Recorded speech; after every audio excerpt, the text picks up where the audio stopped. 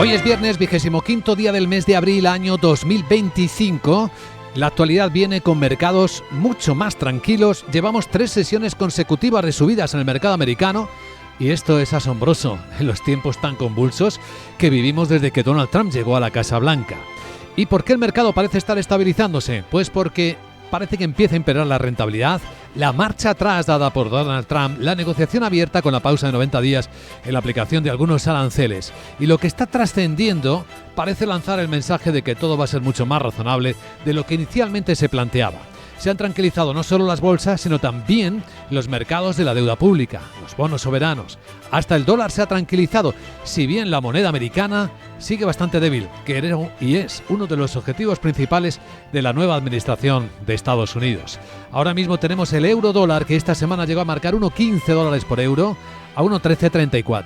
Es un poquito menos que ayer y viene bajando un poquito el euro, subiendo el dólar, y es una de las referencias interesantes en el comienzo del día, junto con el tono positivo que mantienen las bolsas. Los futuros, los americanos, después de, entre otros, los resultados de Alphabet, que han seguido siendo fuertes, acabamos de comentarlos tanto en busca como en publicidad de YouTube, pues tienen una cara esperanzadora de que el mercado siga con este tono. El futuro americano, el S&P, 4 décimas arriba, está en los 5.506. Tenemos los futuros europeos también con subidas de medio punto porcentual, 5.009 puntos, 5.090 el Eurostoxx, así que sonriente mañana en las bolsas del viejo continente, sin que detectemos otras tensiones. Mirando el precio del oro, que es el activo refugio en tiempos de incertidumbre, pues hay una ligera corrección, pero no baja demasiado lejos de los máximos históricos tocados esta misma semana también. Recuerdan, $3.500 la onza, está en 3.324. Y el precio del petróleo pues bastante quieto, con el barril Brent aquí en Londres en $66.80.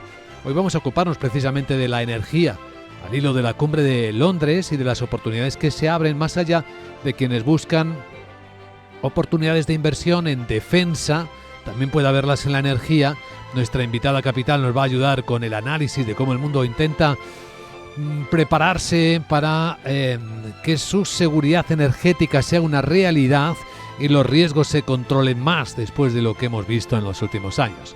Natalia Luna, la analista senior de Columbia Threadneedle, nos hablará de oportunidades de inversión en estas zonas y analizará el contexto. Y luego en la gran tertulia de la economía también lo haremos con César Arrán, Dolores González Pastor y Carmen Morales, porque el día efectivamente viene más marcado por las palabras que por los hechos, pero las palabras sí que están transmitiendo la conversación arancelaria, que ya sí parece estar fluyendo, a pesar de que no está tan claro según escuchamos a unos o a otros, sobre todo en el gran enfrentamiento que existe y es donde está el campo de batalla entre China y los Estados Unidos. Bueno, no sé si han escuchado en las últimas horas en China al portavoz del Ministerio Chino de Exteriores decir claramente que cuando Estados Unidos habla de que ya está negociando con China sobre los aranceles, que no son más que fake news. Y recuerda que la guerra la inició Estados Unidos y que si quieren terminarla, lo que tienen que hacer es retirar los aranceles unilaterales. Los diálogos, la negociación deben ser en igualdad de condiciones, insistía el portavoz. Le preguntaban mucho los periodistas. Él insistía en que son un abuso los aranceles planteados por Estados Unidos, que han roto las reglas de la Organización Mundial del Comercio y que afectan a los ciudadanos de todo el mundo. Insistió en que eran noticias falsas lo que Estados Unidos decía en cuanto a la conversación de la negociación de reducción de aranceles. Aunque Donald Trump insistía en ello, le preguntaba a un periodista si efectivamente estaban hablando con China y si era correcto, y le decía que China decía que eran falsas noticias.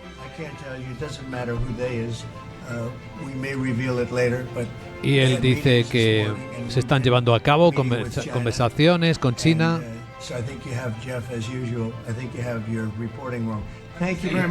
Y cortaba la conversación cuando el periodista le preguntaba: ¿han tenido una reunión esta mañana con ellos? ¿Quiénes son ellos? Y Trump reconocía: no puedo decirlo, no importa quiénes sean. Bueno, entre si son o no son, el mercado entiende que algo hay de racionalidad al respecto. Y eso es lo que está cotizándose, como vemos, en los futuros de las bolsas, en la tranquilidad de los bonos, en el reequilibrio del dólar. De momento esta es la escena. Pero están pasando más cosas. Vamos a actualizar antes de entrar en la información de los mercados, en las noticias más importantes de la mañana que a esta hora presentamos, como es habitual, con Miguel San Martín.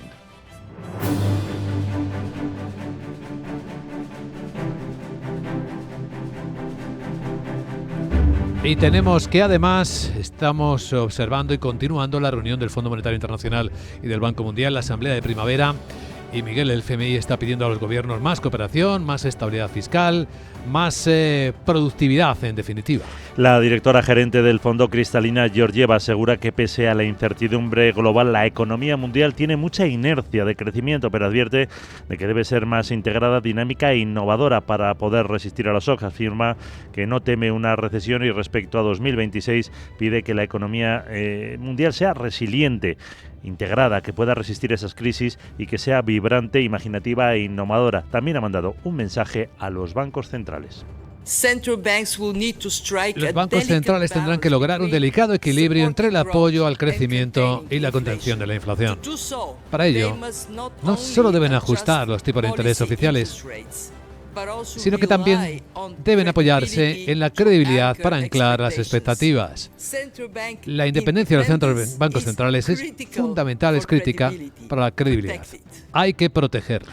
Georgieva subraya que la incertidumbre es realmente mala para los negocios al desincentivar la inversión y que conviene desactivar la actual zozobra de la guerra comercial lo antes posible porque la economía global encara la situación con las defensas en materia de política económica mermadas por las sacudidas de los años recientes. Coincidiendo siempre con la Asamblea del Fondo Monetario Internacional y del Banco Mundial, se reúne el G20, está poniendo también el foco en el panorama de incertidumbre de la guerra comercial, están reconociendo riesgos para las economías emergentes y sobre todo para las que están en desarrollo. Una reunión de ministros de Finanzas y gobernadores de bancos centrales que han analizado las debilidades a las que se enfrentan en ese marco de las reuniones del FMI y del Banco Mundial. Han estudiado el acceso a mercados de capital de muchos de estos países que cuentan con importantes volúmenes de deuda en un momento de potenciales turbulencias. Le han pedido que se agilicen los procedimientos para poder acceder a la liquidez. Por lo demás, ya saben que mañana será el funeral por el Papa Francisco.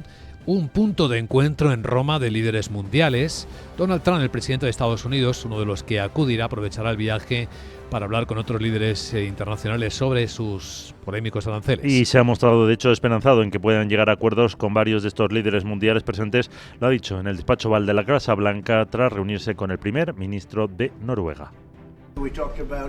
Vamos a hablar sobre comercio. Nos llevamos muy bien. En comercio haremos algo.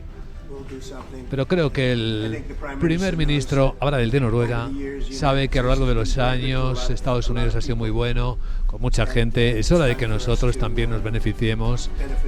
Así que vamos a tener una buena relación en comercio. También hemos hablaremos de otras cosas. El gobierno de Japón ha presentado esta mañana un paquete de medidas económicas de emergencia para contrarrestar los efectos de los aranceles. Consta de 5 pilares: el apoyo a la financiación empresarial y medidas para estimular el consumo, con el fin de disipar la preocupación de que los aranceles puedan afectar a las exportaciones japonesas, lo que podría tener un impacto considerable en la economía en general. También va a reducir los precios de la gasolina y el diésel, conceder subsidios para las facturas de energía y estudiar préstamos a bajo interés para las pymes. Sí que hay indicios de que las conversaciones avanzan también con la Unión Europea. Lo ha reconocido el ministro español de Economía, Carlos Cuerpo, ve voluntad de avance. Así lo ha dicho después de reunirse con el representante de comercio de Estados Unidos, Jimmy Sorgir.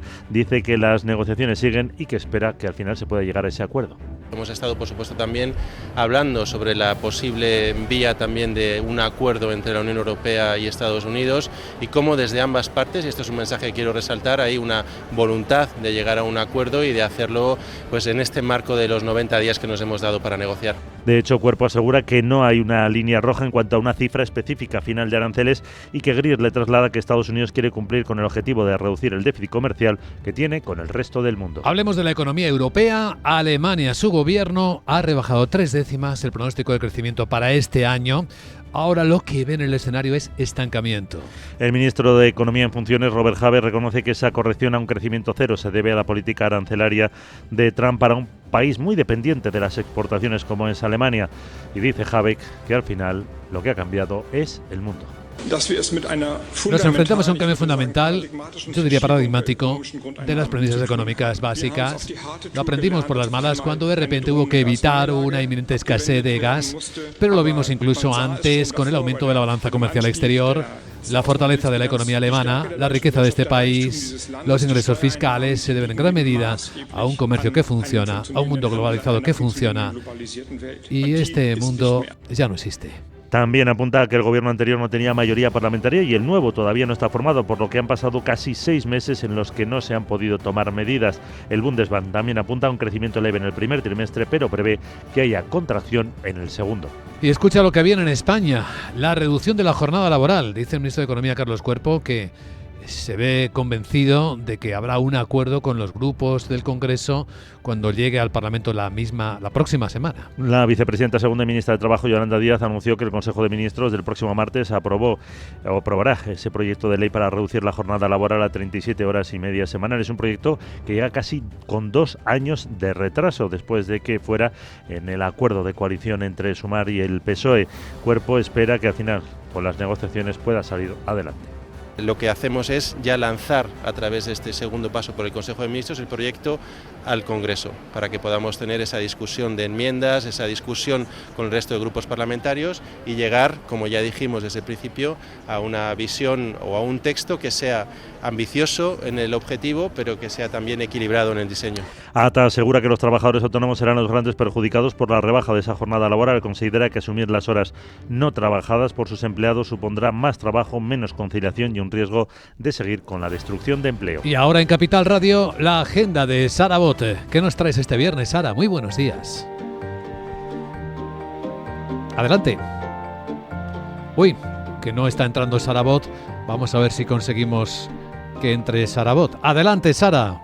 Luis Vicente, te recuerdo que es viernes y te cuento que comenzamos la agenda en el Reino Unido, donde se publican las ventas al por menor de marzo. Francia ofrece la encuesta de negocios de abril y en España, el Centro de Investigaciones Sociológicas, el CIS de tu amigo Tezanos, presenta el índice de confianza del consumidor de marzo. De Estados Unidos llegará el dato revisado de la confianza del consumidor de la Universidad de Michigan de abril. Este viernes concluye la reunión de primavera del Fondo Monetario Internacional y del Banco Mundial sin la presencia de servidora. Bueno, ahora te informo de que se celebra el Día Mundial del ADN para conmemorar el descubrimiento del genoma humano en 2003.